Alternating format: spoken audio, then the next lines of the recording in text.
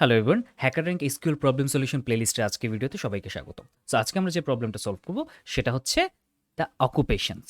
ওকে, so problem statement বলছে pivot the occupation column in occupations. So আমার কাছে একটা অকুপেশন নামে টেবিল থাকবে। দিস ইজ দ্য টেবিল যেখানে নেইম একটা কলাম আছে এবং অকুপেশন একটা কলাম আছে।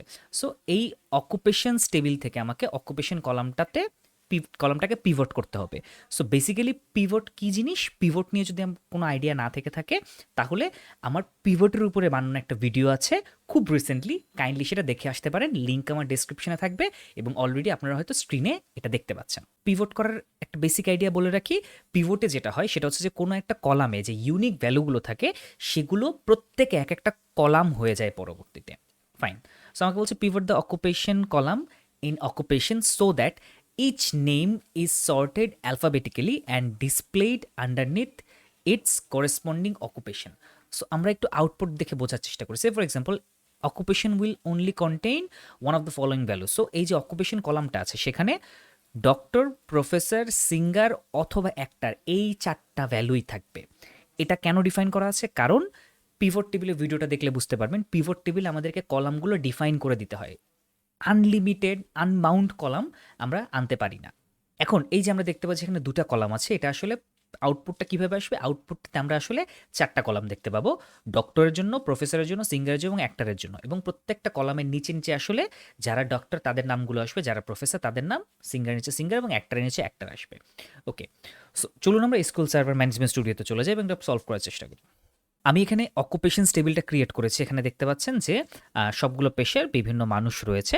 সো এই টেবিলটা ক্রিয়েট করি এবং ডেটা ইনসার্ট করি আমার ডেসক্রিপশনে দেওয়া থাকবে। পিভটের বেসিকটা অলরেডি আমি ধরে নিচ্ছি আপনারা জানেন। সো আমরা এখন এটার উপরে পিভট টেবিলটা ফেলবো। সো আমরা জানি যে পিভট করতে গেলে আমাদেরকে আগে একটা বেস কুইরি ক্রিয়েট করে নিতে হয়। সো আমাদের বেস কুইরিটা কী হবে? সো আমাদের বেস কুইরিটা হবে, ধরে নেন এটাই আমাদের বেস কুইরিটা। সো আমরা এটাকে পুরোটাকে একটা ব্র্যাকেটের মধ্যে রাখবো। সো এখান থেকে আমরা সিলেক্ট করব, সিলেক্ট অল ফ্রম এটা আমার base query, this is my base table. Next হচ্ছে এই যে বেস টেবল, এই টেবিলে আমাদেরকে কলামগুলো একটু সিলেক্ট করে দিতে হবে। সো এখানে নেম নামে একটা কলাম হবে, অকুপেশন নামে আরেকটা কলাম হবে। ফাইন। তো আমরা যদি এটাকে এখন রান করি, ওকে ঠিক আছে, আমাদের বেস টেবল ডান। এখন আমরা এটার উপরে পিভট করব। সো আমরা যদি এটার উপরে পিভট করি, পিভট কুইরিটা দেখতে কেমন হবে? পিভট কুইরিটাতে আমরা লিখব যে আমরা ফার্স্ট অফ অল এই যে অকুপেশনস বা এই যে কলামগুলো হবে সেই কলামের নিচে আসলে কার ভ্যালু দেখতে চাই? আমরা আসলে নেম দেখতে চাই, নেম কলামের ভ্যালুগুলো দেখতে চাই। নেম ফর আমরা আসলে এই যে অকুপেশনস কলামটা, এই কলামটাকেই তো আসলে ডিফারেন্ট কলামে ভাগ করছি বা পিভট করছি। সুতরাং আমরা এখানে বলে দিব অকুপেশন ইন, আমাকে এখানে বলে দিতে হবে যে সিকোয়েন্সে এখানে আসলে কি কি কলাম হবে সেটা বলতে হবে এবং যে সিকোয়েন্সে আমার স্টেটমেন্ট দেওয়া আছে আমি সেই সিকোয়েন্সে লিখব। সো আমাকে এই সিকোয়েন্সে দেওয়া ছিল, আমি এটা জাস্ট কপি করে নিই। Doctor, professor, singer and actor. ও এটার একটা এলিয়াস দিতে হবে। সো আমরা এটাকে নাম দিচ্ছি পিভট টেবল। ফাইন। সো আমরা যদি এখন এটাকে চালাই, ওকে এখানে এরর দিচ্ছে, কারণ হচ্ছে এই যে কলামটা বা এই যে কলামটা আমি সিলেক্ট করেছি এটাকে একটা এগ্রিগেট ফাংশনের ভিতর দিতে হবে। সো তাহলে আমরা এক কাজ করি, যেহেতু নেমগুলো আসলে স্ট্রিং, এখানে আসলে আমরা সাম ব্যবহার করতে পারবো না, আমরা কাউন্ট ব্যবহার করতে পারি, বাট কাউন্ট ব্যবহার করলে একটা ইন্টিজার রিটার্ন পাবো। সো আমরা যেটা করতে পারি এভারেজ, মিন বা ম্যাক্স ইউজ করতে পারি। এভারেজও পারবো না কারণ এটা সংখ্যা না, আমরা শুধুমাত্র মিন বা ম্যাক্স ব্যবহার করতে পারি। আমি ম্যাক্স ব্যবহার করছি। ম্যাক্স আসলে কি করবে? ম্যাক্স যেটা করবে সেটা হচ্ছে যে ডিফারেন্ট অকুপেশনের যতগুলো মানুষ পাবে তাদের মধ্যে ম্যাক্স, স্ট্রিং কাউন্টের বেসিসে ম্যাক্স যেটা থাকবে সেটাকে নিয়ে আসবে। তাহলে আমার এখন আউটপুটটা কি হবে? আমি দেখতে পাচ্ছি ঝামেলাটা হচ্ছে যে আমাকে ডক্টর একজন, সবথেকে বড় নাম যার, প্রফেসরের, সিঙ্গারের, অ্যাক্টর প্রত্যেকের সবথেকে বড় নামটা যার স্ট্রিং কাউন্টের দিক থেকে বা ক্যারেক্টার কাউন্টের দিক থেকে সেইটা আমাকে দিয়ে দিচ্ছে। আমার ঝামেলা হচ্ছে যে আমার তো আসলে ডক্টর মাল্টিপল আছে, প্রফেসর বা প্রত্যেকটা পেশারই মাল্টিপল মানুষ আছে, সেগুলো কেন আসছে না?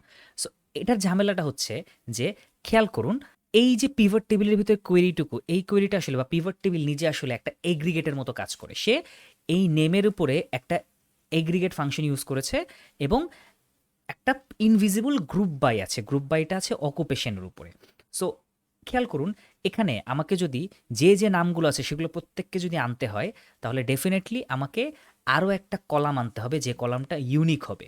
সো তখন যেটা হবে সেটা হচ্ছে এই নেম এবং ওই কলামের ভ্যালুটার কম্বাইন ফর্মটা ইউনিক হবে। তারা প্রত্যেকে ম্যাক্স করলেও তারা হচ্ছে কলাপস করে একটা আসবে না। সো এখন এটা আমরা কিভাবে করতে পারি? আমরা যেটা করতে পারি সেটা হচ্ছে যে প্রত্যেকটা রোয়ের একটা ইউনিক ভ্যালু দিতে পারি। ওকে, সো আমরা এটার ইউনিক ভ্যালু কিভাবে দিতে পারি? আমরা সিম্পলি এখানে রো নাম্বার নামে একটা উইন্ডো ফাংশন ব্যবহার করব। রো নাম্বারের কাজ হচ্ছে সে আসলে একটা নাম্বার বসায় যায় প্রত্যেকের উপরে। ওকে, সো আমরা রো নাম্বার ইউজ করলাম। রো নাম্বারের জন্য হচ্ছে rho number over. So rho number বা উইন্ডো ফাংশন নিয়ে যদি কোনো আইডিয়া না থাকে, আমার বিগিনার প্লেলিস্টে আমি উইন্ডো ফাংশন নিয়ে বিস্তারিত আলোচনা করেছি, লিঙ্ক আমার ডিসক্রিপশনে দেওয়া থাকবে, দেখে আসতে পারেন। সো আমরা এখানে ওভার দিলাম। ওভারের ভিতরে আমরা লিখব যে partition by occupation and order by name. আচ্ছা, আমি অর্ডার বাই নেম কেন করছি? কারণ আমাকে এখানে বলা আছে each name is sorted alphabetically and displayed underneath the corresponding occupation. অর্থাৎ ডক্টরের নিচে যদি 10 জনের নাম থাকে তারা প্রত্যেকে অ্যালফাবেটিক্যাল অর্ডারে থাকবে, অর্থাৎ এ আগে থাকবে, বি পরে, সি পরে। ওকে, সো আমি তাহলে নেমের বেসিসে যখন একে হচ্ছে একটা রো নাম্বার দিচ্ছি, আমরা দেখি আমার বেস কুইরিটা দেখতে কেমন হচ্ছে। খেয়াল করুন, আমরা যদি আমাদের বেস কুইরিটা দেখি, আমরা দেখতে পাবো যে ও কী করছে, যারা অ্যাক্টার অর্থাৎ এই কয়েকজন, তাদের প্রত্যেককে ও নামের বেসিসে বা ক্যারেক্টারের অর্ডারে 1 2 3 4 5 নাম্বার দিয়ে গেছে। সো প্রত্যেককে সেরকম নাম্বার দিয়ে গেছে। আবার ডক্টরের জন্য সে আরেকবার নতুন করে শুরু করেছে। ডক্টরের জন্য সে 5 জনকে 5টা সিকোয়েন্স দিয়েছে। সো এই জিনিসটা আমাদের কাজে লাগবে। ফাইন, সো আমরা এটার একটা নাম দিয়ে দিই। আমরা এটাকে বলি রো নাম্ব। ওকে, ফাইন। সো এখন আমি যদি এটাকে রান করি, আমি এখন দেখতে পাচ্ছি যে আমার আসলে ডক্টরের নিচে আমার ডেটাগুলো চলে এসেছে এবং তারপর থেকে D J J R W অর্থাৎ তারা প্রত্যেকে ঠিকমতো সর্টেড আছে।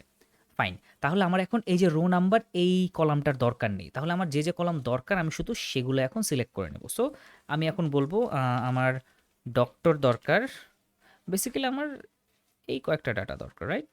সো আমার এই কয়েকটা ডাটা দরকার। ফাইন, এখন ব্যাপারটা হচ্ছে যে আমি মেক শিওর করার জন্য যে এরা যেন অর্ডারেই থাকে, এর জন্য আমরা যেটা করব সেটা হচ্ছে আমি একটা অর্ডার বাই দিয়ে দিব। অর্ডার বাই বলবো যে তুমি অর্ডার বাই করবা রো নাম্বারের বেসিসে। ফাইন, সো এটা আরও মেক শিওর করলো যে প্রত্যেকটা প্রফেশনের নিচে যে মানুষগুলো রয়েছে তারা প্রত্যেকে যেন রো নাম্বারের বেসিসে অর্ডার থাকে। আর আমরা একটু আগে বলেছি যে এই যে রো নাম্বার সেইটা আসলে নামের বেসিসে অর্ডার হয়ে থাকবে। সুতরাং রো নাম্বারের বেসিসে অর্ডার করা মানেই আসলে নামের বেসিসে অর্ডার করা। ফাইন, সো তাহলে আমরা যদি এখন এই জিনিসটা পুরোটা নিয়ে যাই, আমরা এসকিউএল সার্ভার সিলেক্ট করি, পেস্ট করি, রান করে দেখি, ডান। সো আমরা এখন সাবমিট দিয়ে দিব।